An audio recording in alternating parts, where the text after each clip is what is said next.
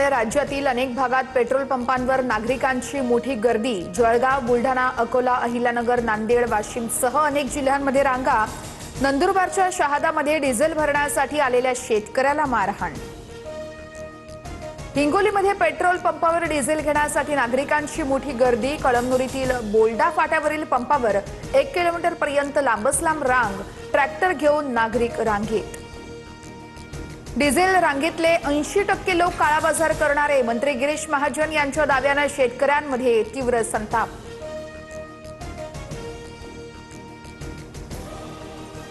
जळगाव, धाराशिव, श्रीगोंदा, रायगड, रत्नागिरी, मालेगावला मान्सूनपूर्व पावसाने झोडपलं।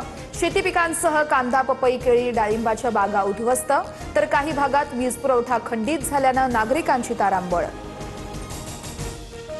यवतमाळ जिल्ह्यामध्ये उष्माघाताने 4 जणांचा मृत्यू झाल्याचा संशय। दिग्रसमध्ये एकाच दिवशी 3घांचा मृत्यू, तर बाभुळगावात तालुक्यात एका वृद्धाचा मृत्यू झाल्याची माहिती।